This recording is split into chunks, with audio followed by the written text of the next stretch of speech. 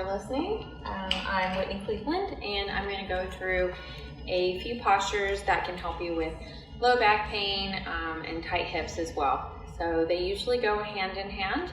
If you're not sure if it's back pain or hip problems causing your back pain, after you go through some of these postures, you'll feel the difference from each side, and you'll be able to determine if those postures are contributing, or those tight muscles that we touch on in the postures are contributing to low back pain or even hip pain. So without further ado, I'll go ahead and start. This is Kakoa. He might be around here and there. I have 4 dogs, but mostly he moves around the most. And my golden retriever Charlie, who's not too far off to the side. You can't see her anyway. All right, so we're going to take a deep breath in, bring your hands up, and exhaling through heart center. We're going to go ahead and bring our hands back behind us for chest expansion. And we want to extend through the thoracic spine, but draw belly button into spine. So we can try to start opening in the chest and in the upper back. Tummy's in, so we're not extending through the lower back. One more breath, and then release. Go ahead and shake it out. We're going to go through modified half moon. So inhale, right hand up.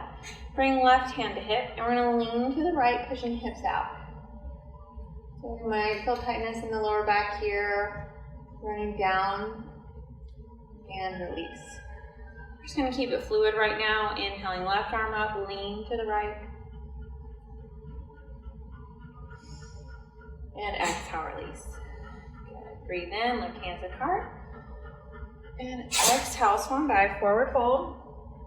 We can use our legs or a block or come down to the mat. Go ahead and pedal one foot back or one knee back at a time with support.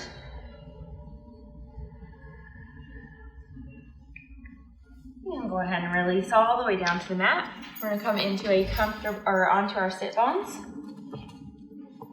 Good. A little hip mobility. You can separate your feet, come to the outside edges of your mat, and simply rocking these side to side. So you can start with not lifting hips initially, and then if you want to lift your hips after that, you would rock and rotate, lift hip. Rock and rotate, lift hip. So you get a little bit more spinal twist in that. From there, we're going to go ahead and lower to supine. So lower down to the back. Draw knees into chest. Big hug. And releasing. So the next couple of postures that we're going to do is going to be one-sided so that we can get into the hips, which, as I mentioned before, can cause either hip or back pain or both. So we're going to work into those tight muscles. So first we're going to start with supine pigeon. So once you're lying down, we'll cross right foot over left, pull left leg in. Left leg can relax, but I like to flex the right foot. So we're stimulating the ankle muscles, and we're really trying to pull the left leg in order to create that nice hip stretch on the right side. And we're going to take in 2 to 3 breaths in this posture. A good option here, if it's not comfortable to use your hands or you want a little bit more support, you can place a strap behind the knee so that you can use the strap to pull the leg in. One more breath. And exhale, release. So we're going to go ahead and stay on the same side and do a different posture. This is a piriformis stretch. So you're trying to get right to the center of the glute. Your piriformis runs from your tailbone, so the very end of your spine, all the way to your sit bone. So what we're going to do now is we're going to pull both knees in.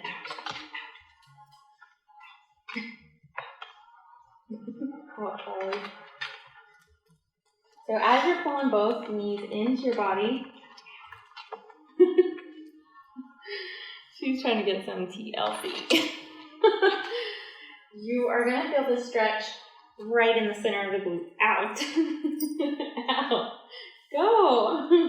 Go, Charlie. And we'll go ahead and release. Excuse me. So after we're doing those, I'm just going to do one little bridge out. Now, go. Go. We're going to do one little bridge just to align the hips back up. So we're going to lift the hips. We're going to brace in the belly. If you have tight hip flexors, you might feel a stretch in there, especially if you're not very warm right now. And then lower right back down. We're going to switch sides now. So left leg's going to come in. Pull right leg to the body. Left leg is flexed, or left foot is flexed. Pull in. And so you'll notice stretching right along in here as we get into the hip complex.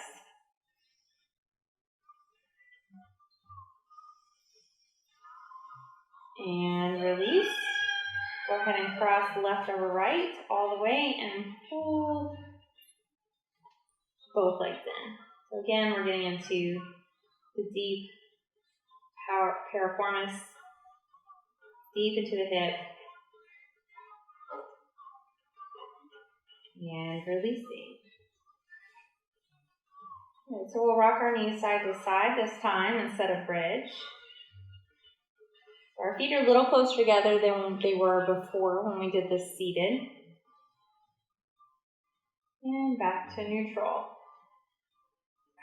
So now we're going to move into the hamstrings, just because hamstrings can also pull in the hip complex, and that can cause low back pain.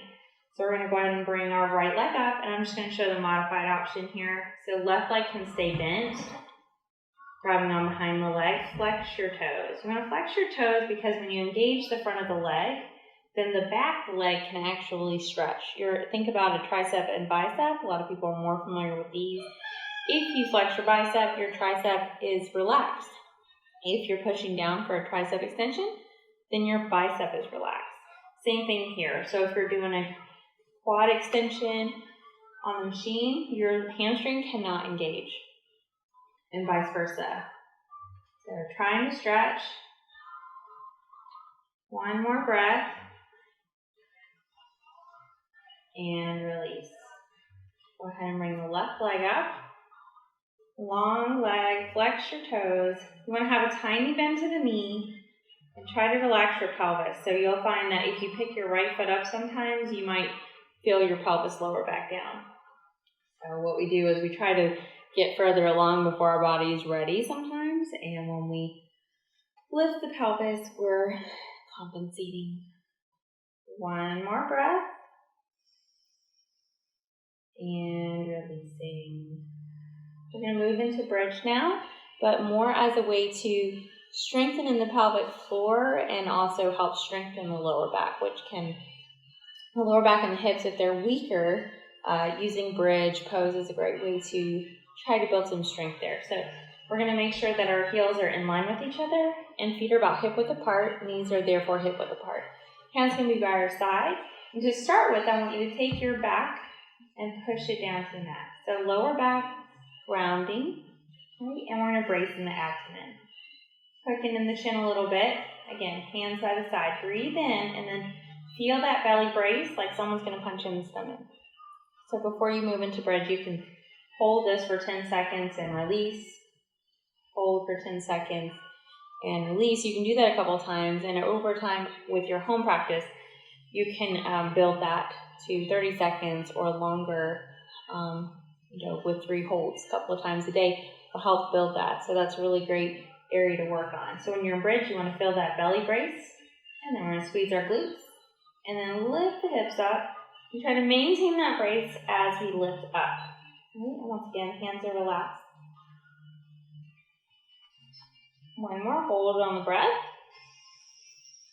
And on the exhale, we'll start lowering down.